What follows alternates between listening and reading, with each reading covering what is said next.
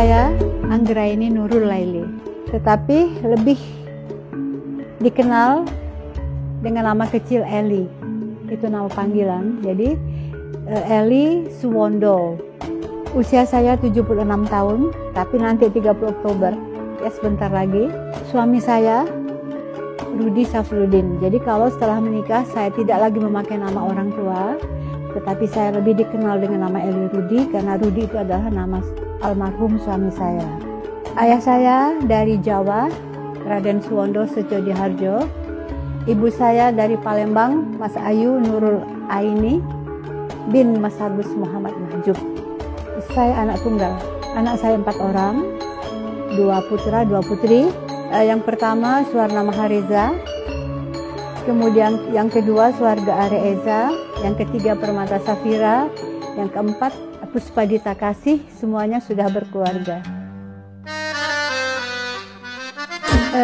Tetap melatih menari ya, jadi dilibatkan oleh baik sanggar maupun pemerintahan.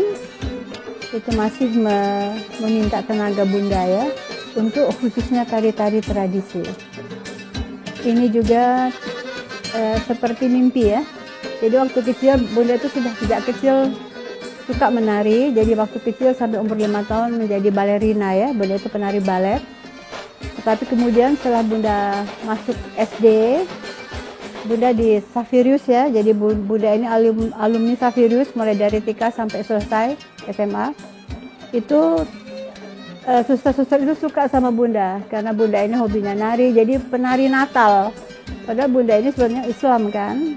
Susah ya kalau menilai diri sendiri ya. Tetapi teman-teman bilang saya tuh orangnya periang, suka ngobrol, dan saya termasuk tipikal yang tidak suka ribut-ribut orangnya. Bermula dari waktu sekolah sampai remaja, bunda ikut dalam kelompok gending Sriwijaya ya. Jadi itu satu kelompok tari yang amat terkenal. Itu pemimpinnya adalah putri dari Residen Rozak, Ibu Sukainah Rozak. Nah, disitulah awal bunda menari. Waktu itu bunda masih SMP ya, kelas 1. Tari tangga ini punya cerita yang panjang. Jadi pada saat saya menjadi penari gending Sriwijaya tahun 1962, itu saya menjadi penari ya. Tahun 1965 gending Sriwijaya tidak boleh ditarikan karena alasan politik.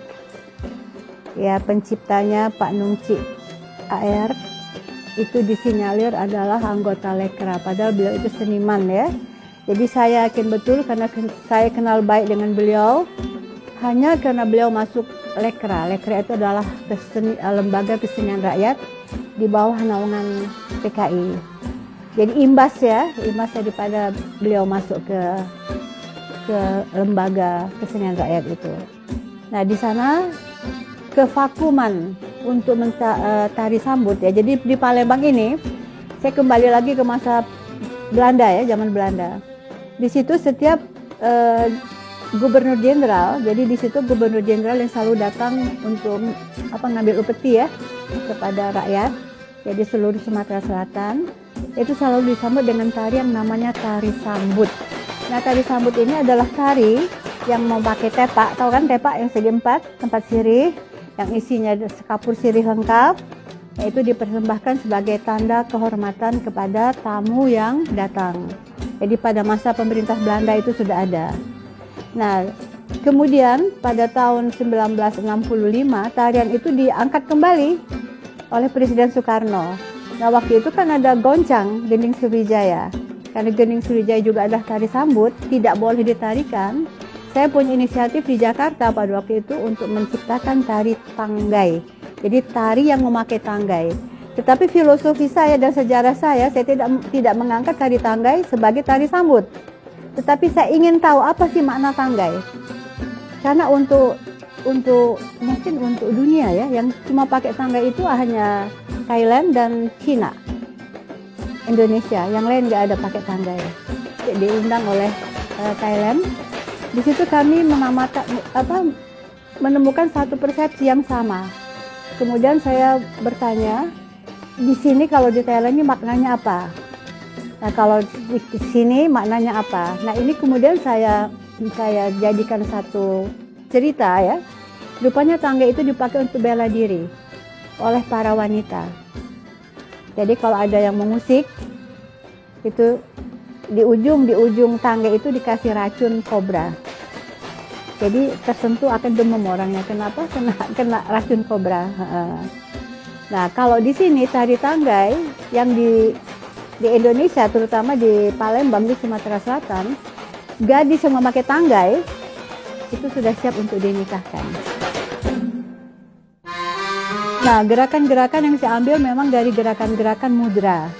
Jadi jujur saya katakan, kalau Palembang ini ya, Kesultanan Palembang, perempuan tidak boleh menari. Jadi saya mengambil dari gerakan-gerakan dari gerakan Hindu.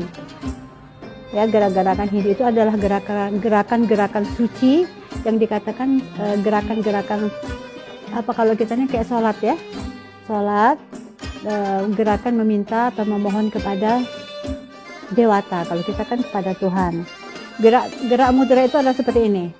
Contoh ya, gerak mudra. Nah, ini kalau kita lihat di sini, dia harus selalu setiap gerakan itu di ulu hati. Ya, karena segala sesuatu manusia itu dari hati. Ya, jadi kalau manusia itu bisa menahan emosi, maka pikirannya juga akan baik. Tapi kalau dia emosinya dulu daripada pikiran, hancur hidupnya. Jadi semua gerakan dimulai dari hati. Ini gerakan mudra. Kemudian ada lagi gerakan ini, Guntang Mahameru. Nah, ini gerakan ini adalah gerakan segala sesuatu itu dari sini, dari ubun-ubun. Ya, dari atas, dari ubun. Ini wahyu ya. Jadi tangannya terbuka, tidak tertutup. Ini ke pikiran, ke alam pikiran, turun ke hati, kemudian dilempar ke umat. Kemudian juga kita akan menemukan gerak ini yang sama. Itu satu sikap tangan. Kemudian ukel, ya. Kenapa begini? Ini filosofinya amat tinggi. Maaf ya, wanita itu harus tertutup. Jadi kalau ini adalah bentuk dari keperawanan seorang perempuan. Kalau dia sudah begini, berarti dia tidak perawan lagi. Jadi harga virginitas seorang perempuan amat mahal dan amat dihargai. Saya akan bercerita di lain kesempatan. Jadi ini diambil dari semua gerakan kita tertutup. Ya, ini adalah lambang keperawanan seorang perempuan. Ya, ini amat mahal harganya. Kemudian sikap berdiri juga seperti tadi sudah ditunjukkan, jangan nunggit, tapi lurus ke bawah. Kemudian ada gerakan kecubung, kemudian gerakan tolak arus. Jadi banyak gerakan-gerakan yang ada di dalam tari tanggai, seperti tolak arus. Ya, nah hidup kita itu jangan melawan arus. Kalau arus dari sini kita ke sini mati gitu. Jadi pelok lebih harus ke mana? Nah, itu filosofi, tapi banyak lagi lah ya ceritanya. Itu yang boleh angkat dari filosofi itu menjadi gerakan di dalam tari tanggai. Kerinduan saya untuk selalu memberikan yang terbaik untuk kesenian itu adalah perjalanan panjang dari 62 sampai sekarang dari 1962 sampai sekarang 2023. Saya tidak pernah absen. Nah, ini menjadi catatan dari kementerian. Sampai hari ini pun saya masih eksis dalam usia saya yang sudah 75. Sebentar lagi ulang tahun saya, 30 Oktober, menjadi 76. Nah, di sini saya dicatat oleh beliau. Sampai hari ini saya tetap eksis, saya tetap mengajar, yaitu menyebabkan saya mendapat gelar maestro, diberikan oleh Kementerian Kemendikbud pada tanggal 5-6 Juli kemarin di Jakarta. Jadi eksistensi saya dalam dunia tari ya, yang tidak pernah lelah, tidak pernah absen. Sederhana sekali, cintailah budaya sendiri, karena tradisi itu merupakan ciri khas daerah masing-masing. Jadi setiap daerah, Jawa, Bali, mana lagi itu, Batak ya misalnya, Padang itu punya ciri khas sendiri. Dalam arti kata kalau mereka belum menari ya, tanpa busana tari, tanpa iringan musik, kita tahu ini orang Minang yang menari, oh ini orang Batak. Ada ciri sendiri. Contoh sepertinya Manortor kan hanya gini aja ya. Begini aja kita sudah tahu ini Batak gitu ya. Nah, inilah ciri-ciri. Jadi kalau kita mencintai tari tradisi sendiri, itu berarti kita mencintai budaya lokal kita dan kita menghargai nenek moyang kita. Jadi kita jangan jadi orang latah. Saya lihat sekarang generasi ini mabuk K-pop ya.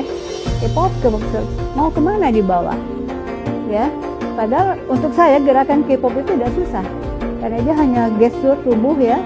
Lain dengan tradisi. Kalau tradisi memang diajarkan secara tadi baik secara turun-temurun maupun secara akademisi. Jadi maaf bukan saya tidak suka ya, silahkan, tetapi kalau kita punya sesuatu yang indah, mengapa tidak kita pertahankan, mengapa tidak kita tampilkan? Buktinya waktu saya berangkat ke luar negeri, itu semuanya kagum, justru dengan kelembutan yang kita miliki. Tapi lembutnya, halusnya, gemulainya memang gemulai benar, bukan gemulai jadi harus proses. Jadi proses yang harus dialami oleh penari itu adalah satu, pertama adalah olah tubuh dan olah rasa. Jadi kalau seorang penari belum mengalami olah tubuh dan olah rasa, dia narinya ujung Klemang tuh basing deh. Susah loh jadi penari itu, nggak mudah.